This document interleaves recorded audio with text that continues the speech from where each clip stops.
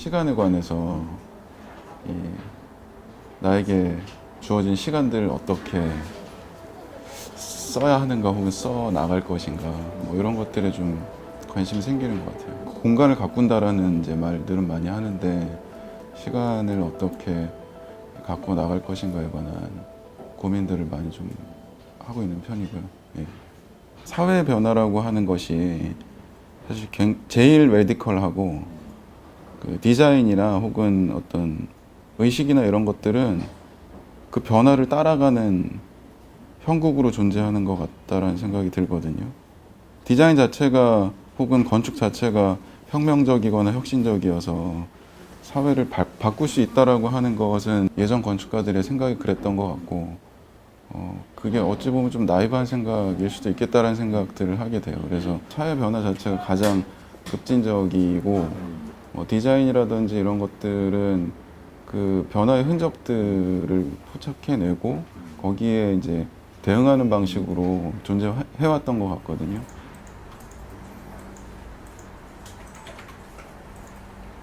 공동체가 해체가 되고 대안적인 공동체에 대한 그 고민들을 했던 시간들이 사실 일본이 더 길고 그리고 그러면서 쌓여왔던 이제 노하우 같은 것들이 분명히 있을 거란 말이죠.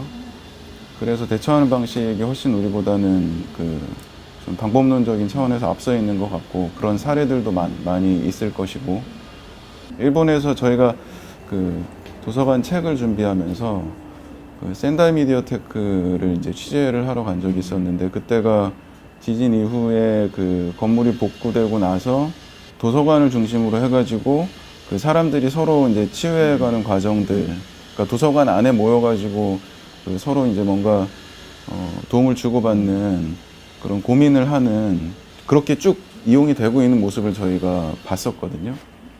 변화되거나 혹은 해체된 이 공동체에 대한 대응의 기술이나 그 고민의 어떤 시간이나 이런 것들이 훨씬 더 우리보다 길기 때문에 좀 더 다양한 방식으로 거기에 대응하고 있다라는 생각은 할 수 있을 것 같아요. 뭐 건축가의 사회적인 역할이라고 하는 거는 그런 부분에서도 이제 만들어줄 수 있는 부분이기도 하고 좀 역설적인 것 같기는 한데 이 공동체라고 하는 공적 영역이 그 해체가 되거나 혹은 축소가 되면서 그 변화들이 저는 개인적인 공간들에서 있을 것 같아요.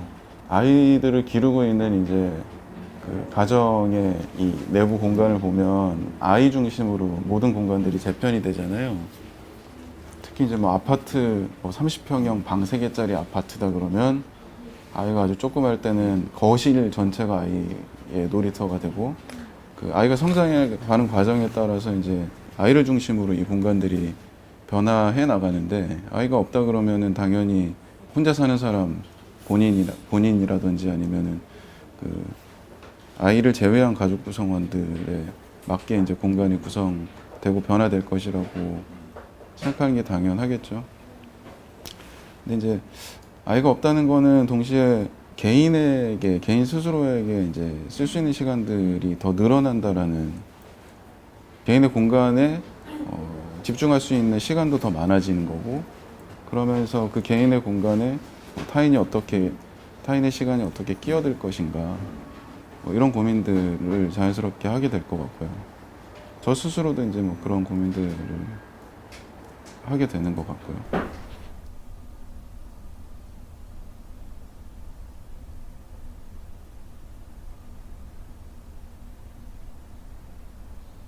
한국도 마찬가지고, 일본도 마찬가지고, 미국도 마찬가지고, 기본적인 주택 정책과 관련돼서는 경제적 관점으로부터 그 주택 문제들을 해결해 나간다고 생각이 되거든요. 예를 들면 미국 같은 경우에는 모기지를 통해서 싸게 돈을 빌려주고 주택을 사게끔 만듭니다.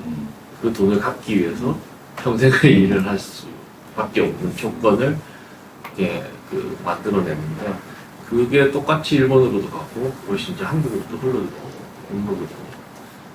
그러다 보니까 주택 문제를 경제 문제로 풀거나 단지 돈으로 환산하거나 경제적 개념으로 주거들을 치환해서 생각하는 것, 그것에 너무 익숙해져 있지 않나 생각이 들어요.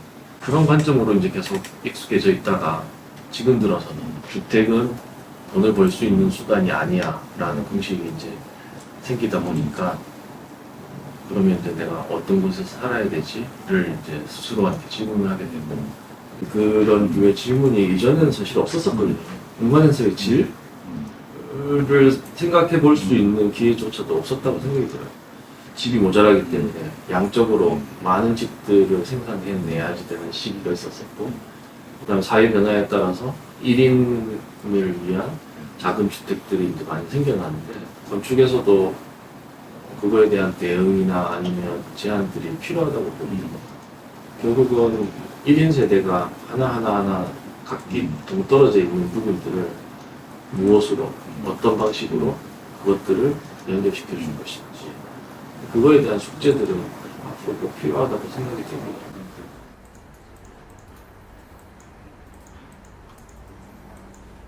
여지껏 아파트에 살면서 자기 공간 이외에 바깥 공간의 사람들하고의 관계를 만들어야 되겠다.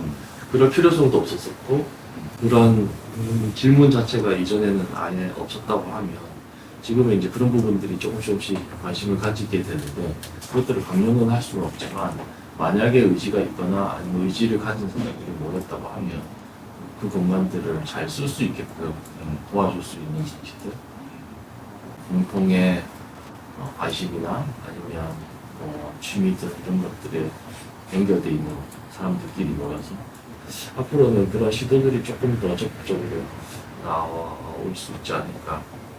개인의 영역들이 이런저런 이유에서 줄어든다고 하면 그것들을 다시 충족시켜줄 수 있는 공공 영역들, 복도, 계단, 그 다음에 함께 쓰는 공간들 이런 부분들이 그래서 어떤 장치로 인해서 작은 규모의 주택을 이렇게 커버해 줄 수 있는지 지금 그 부분이 제일 큰 문제입니다. 해결해야지 되는 부분이라고 생각이 들거든요. 1년에 이제 몇 개 프로젝트를 하면서 변화에 대한 부분이 개인의 영역들은 점점 줄고 있고요. 반대로 이제 함께 쓸 수 있는 공간은 점점 넓어지고 있어요.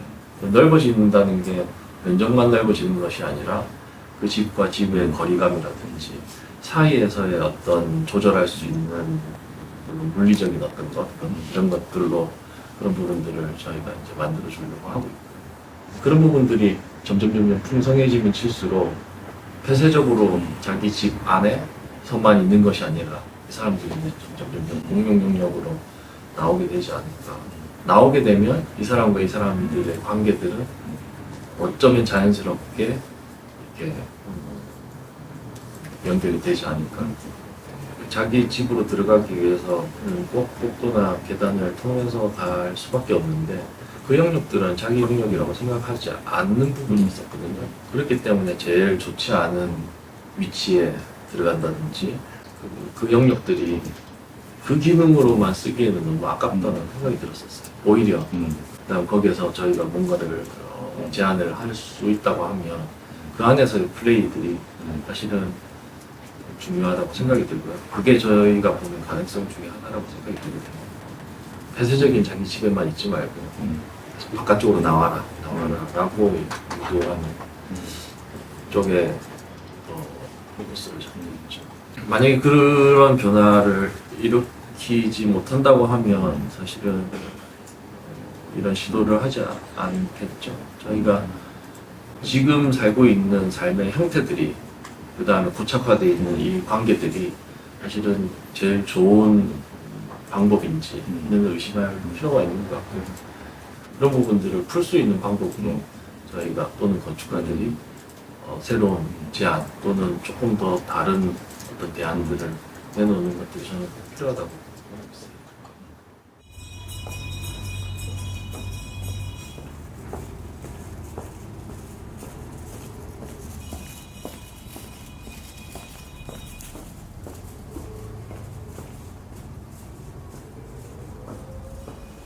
요즘 들어서 사실은 공유 공간, 공유 스페이스, 공공 공간 이래가지고 같이 쉐어하는, 나눠 쓰는 공간에 대한 이슈들이 많이 등장을 하잖아요. 아파트를 제외한 나머지 주거 프로토타입이 연구를 해보니까 개인화되는 과정을, 개인 공간화된, 사적 공간화되는 과정을 엄청나게 겪었는데요. 이러면 단독주택이 쪼개져가지고 원룸이 된다든지, 아니면 다가구 주택이 쪼개져가지고 쪽방이 되겠다든지. 그러니까 그게 한 80년대부터 2000년대까지 그냥 통틀어서 얘기하면 원룸화되는 과정을 많이 겪었어요. 그 과정에서 과연 그렇다 그러면 사적 공간이 가져야 되는 공간의 크기, 물리적인 크기, 아니면 공간의 구성 요소, 그런 것들에 대해서 심도 있게 논의가 되지 않은 채로 이거를 이 정도 단독주택을 쪼개서 얼마로 나누면 수익률이 얼마가 나오기 때문에 이런 식의 어떤 경제적인 논리에 의해서 그런 것들이 계속 지속되거든요. 아파트는 아파트대로 따라가고 있고, 그 여러 소규모 프로젝트들이 많이 등장을 하고 있지만 아직도 사적 공간에 대한 그것에 대한 명확한 정의를 내리거나 거기에 대한 문제점을 정확하게 드러내지, 그러니까 공론화되지 않은 상태로 갑자기 공적 공간에 대한 이슈가 등장하면서 우리 다 나눠야 된다. 뭐 좁으니까 나눠서 크게 쓰자. 그럼 여전히 사적 공간에 대한 정의가 불분명합니다. 저는 이게 정리가 되지 않으면 뭔가 공적인 공간을 의논하는 것 자체가 반쪽짜리 되는 건데, 그래서 저희 사무실에서 했던 그 많은 프로젝트들은 사실은 사적 공간의 퀄리티에 되게 집중하는 것들이 많아요. 그러니까 사적 공간이 어떻게 도시 공간하고 만나는가, 그리고 도시 공간에서 사적 공간까지 들어가는 그 중간 과정을 어떻게 세팅을 해야 되는가. 도시 공간하고 사적 공간의 원룸이 엄청난 단절을 가지고 있거든요. 문 열고 들어가면 어두운 복도가 있고 다시 문 열고 들어가면 방이 있는데, 또 하나 아파트 단지 같은 거 보면은 단지화라 그래가지고 그 테두리를 딱 쳐놓고 게이티드 소사이티죠. 그러니까 단지를 만들어 놓고 여기 들어오면은 그 안에는 이제 뭔가 공적 용어들을 만들어 놓고 하지만 이게 바로 옆에 있는 주변 도시 환경하고는 또 끊어져 있는. 그러니까 이게 연속성을 갖지 못하고 계속 단절되는 그런 과정들이 주거 개발사에서 드러나요. 이 동네, 그러니까 일원동이라는 이 동네 주택단지가 되게 독특하다고 느꼈던 건 뭐냐면은 예전에 그 우리의 주거가 가졌던 연속적인 도시 경험을 통한 주택으로 들어오는 그 과정을, 그러니까 골목이 있고 대로에서부터 다 사람들이 이렇게 서로 다 아시고요. 잘 아는 상점들이 있어서 아이들하고도 다 맨날 인사하고, 그런 과정을 거치고 동네 분들도 주변에 다 아는 분들이고, 그런 골목을 통해서 들어오고 대문을 거쳐서 정원을 통해서 그 아주 조그만 외부 공간을 통해서 내부 공간으로 들어오는 그런 연속적인 공간이 구축이 가능한, 아직도 살아있는 이런 공간들이 있었기 때문에 다시 한번 그런 연속적인 도시 경험? 이런 거를 한번 경험을 직접 한번 해보고 싶었어요. 그거의 가치가 정말로 있는 것인지.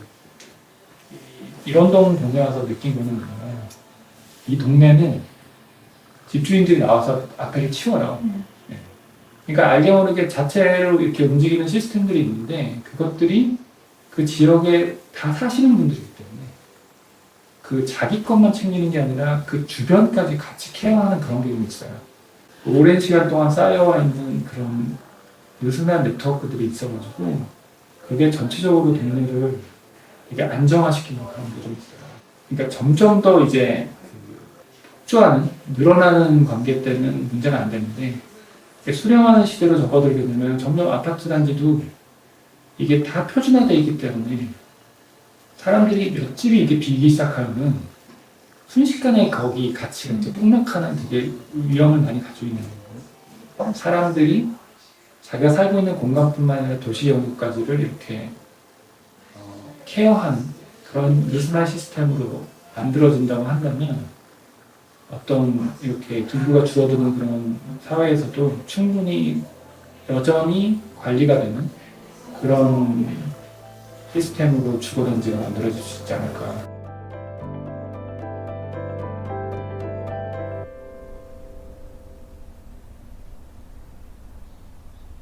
사적 공간, 공용 공간이라기보다 사실 건축이나 도시를 저희가 이제 계획을 할 때는 근본적으로는 저희가 이제 뭐 혼자 쓰는 공간이라는 거는 없잖아요.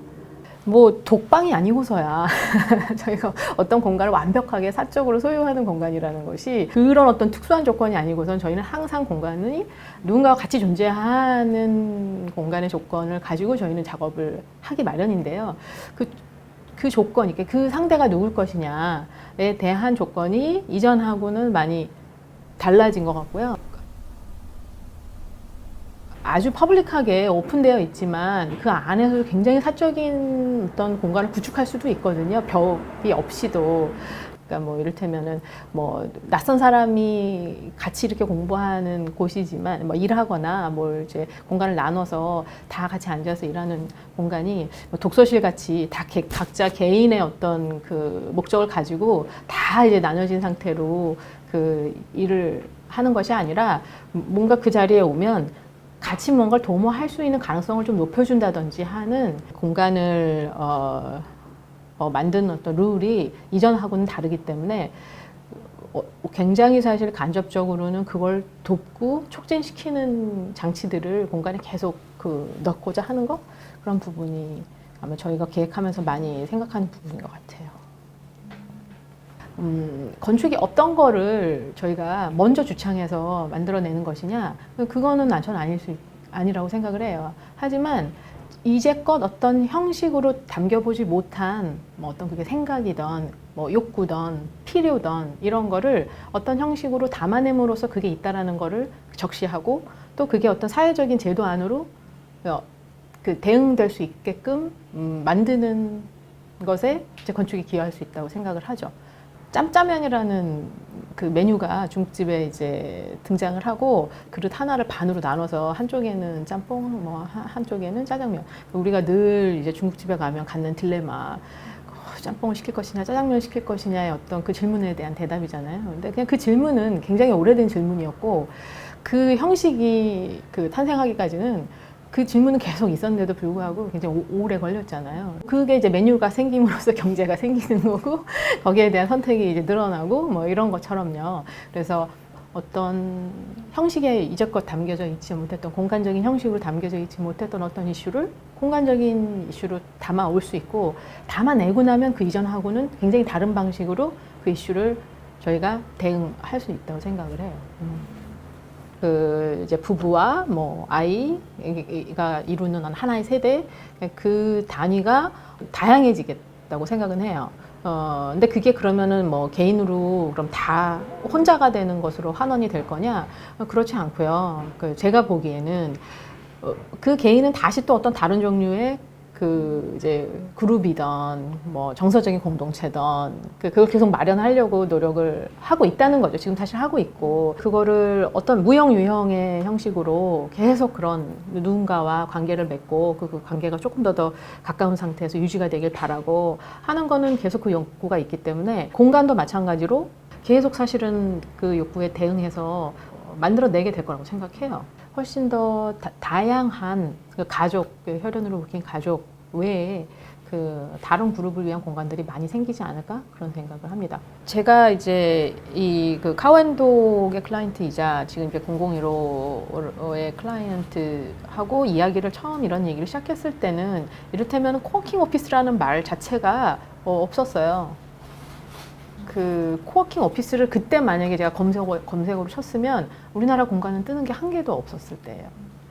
그런 공간의 이름이 사실 그 몇 년 사이에 뭐 굉장히 보편적인 사실 공간으로 받아들여지기도 하고, 어떤 하나의 타입으로 받아들여지기도 하고, 그러니까 그 수요가 이미 있었던 거예요. 그걸 뭐 새로 한 사람이 누가 뭔가를 만들었기 때문에 그게 이제 카피가 됐다고 보기보다는 그런 수요가 이미 있었고, 저희도 지금 사실은 공유 오피스거든요. 세 사무소가 한 공간을 같이 나눠서 쓰고 있는데요. 그런 거를 개인적으로 다들 이렇게 사실은 도모를 하고 있지만, 그게 어떻게 보면 제가 아까 말씀드렸듯이 건축적인 형식으로 만들어지기 시작한 거죠. 너무 뭐 과열될 정도인데, 근데 그거랑 상관없이, 외적인 어떤 그런 거랑 상관없이 더 저희가 더 세심하게 들여다봐야 되고, 아주 특수한 어떤 그 요구나 필요에 대응해서 계획을 내놓을 필요가 있는 그 주제인 것 같습니다. 너무 이제 그걸 일반화시켜서 뭐 공유라는 뭐 단어로 그냥 통칭해서 보는 걸 저는 좀 약간 저하거든요. 제가 아까 말씀드렸듯이 그거 공유 같이 쓰는 공간을 생각해 하지 않은 적은 없었던 거죠. 그러니까 계속 사실이 있어 왔던 건데 그거의 다른 양태가 뭐냐 더 세밀하게 들여다봐야지 그걸 갑자기 이제 공유라고 통칭하면서 마치 그 이전과는 다른 어떤 하나의 타입이라고 하는 순간 이제 그 굉장히 단순화시킬 수 있는 것 같아요. 근데 그게 아니라 그 안에서도 사실 세밀하게 들여다보고 저희가 다 각각 다르게 대응해야 될 것이 많다.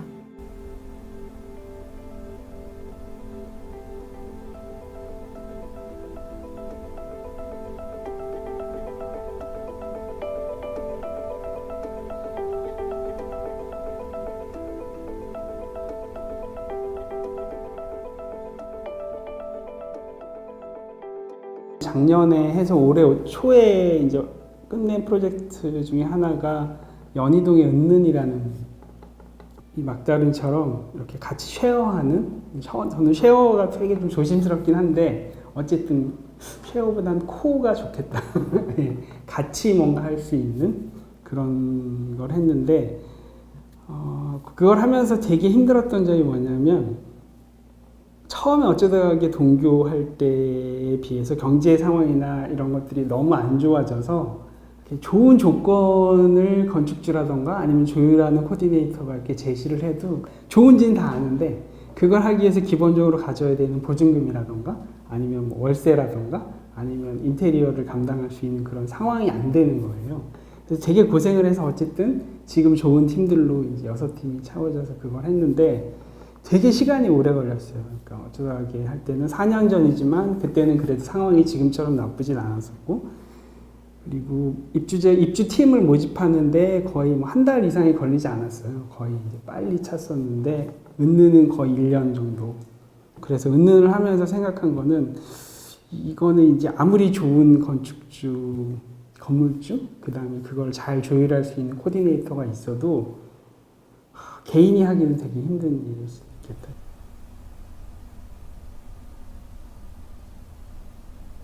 투자 패턴이 조금 바뀐다는 느낌은 저는 좀 들어요. 그래서 내가 10억이 있으면 그냥 땅도 그 안에서 해결하고 혹시나 건물을 짓게 되면 그것도 그 안에서 작지만 그렇게 해서 이제 대출을 만들지 않겠다라는 방향으로 되게 안전하게 가는 쪽에 투자자들이 꽤 있거든요. 내가 돈을 가지고 있는데 이 안에서만 해결하면 돼. 돈이 부족하다고 대출을 받아서 이렇게 하지 말고 보증금도 받지 않는 구조로 해서 이걸 만든 거예요. 근데 저희 입장에서는 보증금이 필요가 없으니까 결국은 집을 이사를 할 때 지금 가지고 있는 꽤 큰 목돈들을 이제 잡을 수가 있잖아요. 그거를 모아서 근처에 땅을 하나 더 사놓는 거예요. 쌀 때. 작지만. 그래서 그걸 사놓으면 그걸 지금 당장 뭐 건물을 새로 짓거나 뭐 하진 않고 공동의 창고라던가 아니면 작업실이 될 수도 있고 제가 사무실로 들어갈 수도 있고 아니면 뭔가 카페를 하던 사람이 있으면 거기서 장사를 할 수도 있고 그러면 집이 완전히 프라이빗하고 컴팩트한 하나의 주거가 되는 거고 그 근처에 되게 그러니까 이거에 비해서는 퍼블릭한 프로그램이 또 하나를 점유하고 있는 거잖아요. 그럼 집이 조금 동네 개념으로 확장될 수 있지 않을까라는 생각까지. 그런데 분명한 거는 쉐어하우스 형태는 아니에요. 그러니까 방들을 하는 게 아니고 분명히 각각의 개별적인 주거들인 거고 그 다음에 각자의 독립성을 충분히 보장을 하는 상황에서 그 서로 간의 커뮤니티나 이런 걸 위해서 아까 말씀드린 대로 별도의 하나를 그런 출구 전략의 일환으로 구입을 해서 거기에 그런 걸 마련을 해보자라는 거죠. 변화를 대응하긴 되게 어렵고요. 저는 그냥 반영이 되는 거겠죠. 앞으로는 어떻게 될 거냐 저도 모르는데 분명히 하나의 흐름으로는 집이 어떤 형식으로든지 지금 온전히 1년 365일 점유를 하고 있는 그리고 이게 부동산 가치로 매겨지는 절대 가치가 아니라 되게 가벼운 형식으로 여러 가지 형식이 나타날 것 같다라는 거는 분명히 그런 생각은 있어요. 근데 그렇게 되게 나눠지든지 아니면 형식이 바뀌든지 이랬을 때 주방이라던가 이런 것들을 조금 퍼블릭하게 여지를 둘 수 있으면 좀 다른 형식의 사회 이 주거 구조나 동네 구조가 되지 않을까라는 생각까지만 하고 있어요.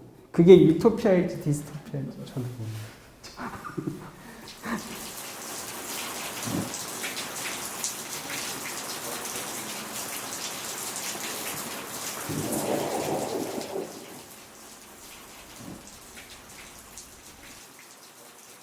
기존에 있는 컨텍스트를 좀 존중한다는 의미에서, 그러니까 기존에 있는 땅을 많이 훼손하지 않고 설계를 하고 건물을 안 치는, 예를 들자면 이제 최근에 완공 중에 있는 박태준 기념관 같은 경우에 군에서 땅을 수용해 가지고 기존에 있던 건물들을 다 허물고 거기다가 아주 멋진 기념관을 지어 달라고 요청을 했는데 어느 정도 설득을 해서 기존에 있는 농가주택이나 허름한 건물들을 하나도 허물지 말고 하자.